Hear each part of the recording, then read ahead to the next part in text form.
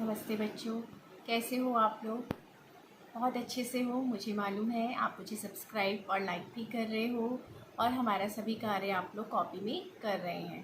बेटा, हमें रोज़ अपना कार्य करना है ताकि हमारे ऊपर बाद में बर्डन ना आए, है ना।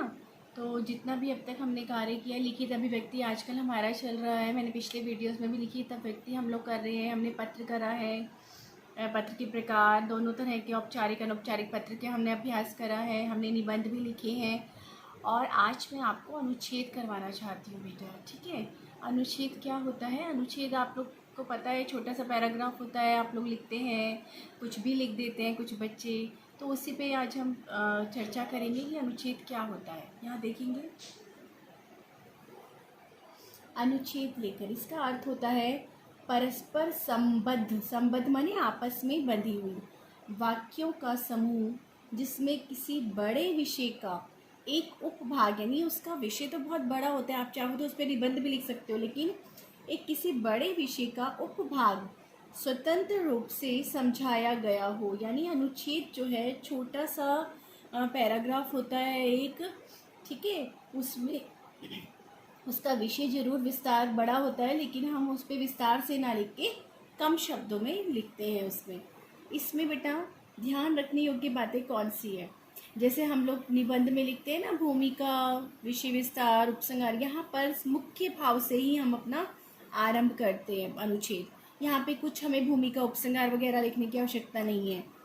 दूसरा इसमें है तर्क वितर्क या पक्ष विपक्ष पर विचार नहीं रखना चाहिए। हमें इसमें तर्क वितर्क नहीं देना चाहिए कि ऐसा नहीं हो सकता तो वैसा हो जाता, वैसा नहीं हो सकता वैसा हो जाता। पक्ष विपक्ष भी नहीं हमने रखना है, हमने सीधा जो विषय है उससे संबंधित अपने विचार व्यक्त करने हैं बस।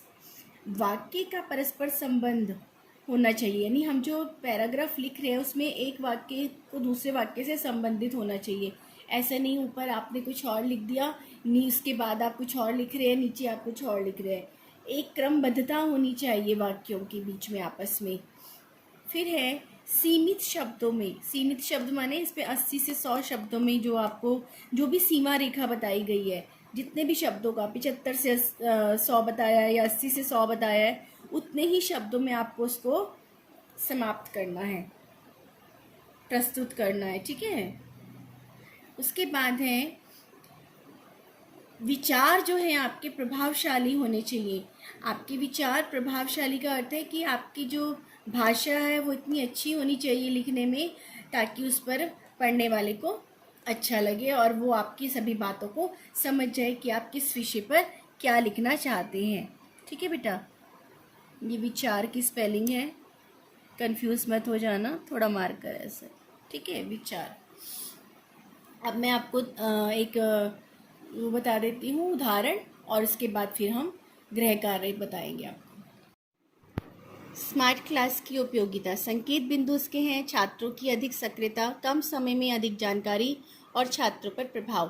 बेटा संकेत बिंदु का आपको इसलिए मैं दिखा रही हूँ कि संकेत बिंदु को हम ध्यान में रख के उन्हीं शब्दों के आसपास अपने जो है विचार प्रकट करेंगे।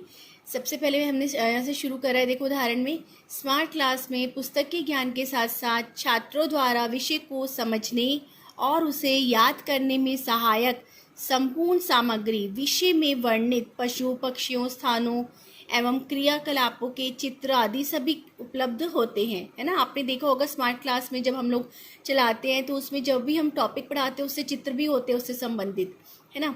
मल्टीमीडिया द्वारा प्रस्तुतिकरण किया जाता है।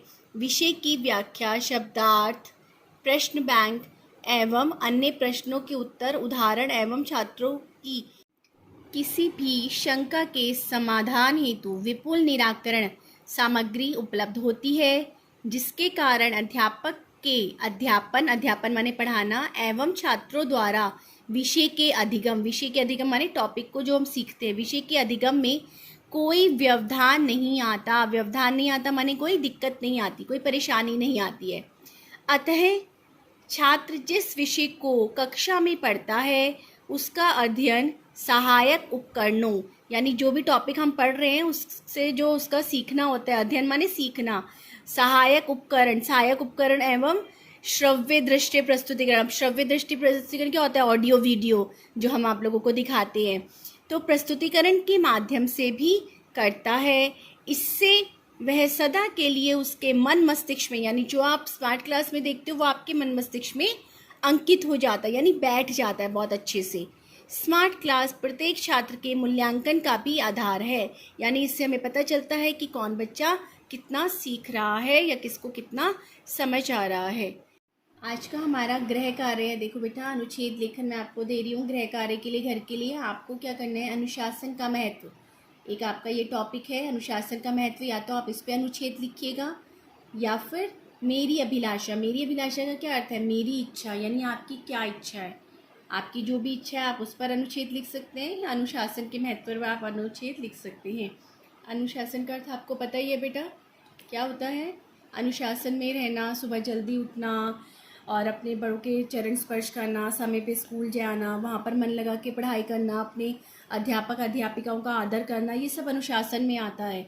आगे अपने जीवन के लक्ष्य के लिए अपने आप को प्रतिबंधित करना और शैतानी ना करना, गलत आदतों में ना पड़ना, समय पर सोना, ये सभी अनुशासन के अंतर्गत आता है बेटा। आप इसमें भी लिख सकते हैं, या फिर आपकी जो भी इच्छा है, क्योंकि ये सबकी अलग अलग इच्छा हो सकती है, इसीलिए इसके लिए मैं आपको कुछ नहीं कहूँगी। आपकी जो भी इच्छा है, आप क्या बनना चाहते हो या आपकी क्या मन की बातें हैं, आप वो लिख सकते हैं।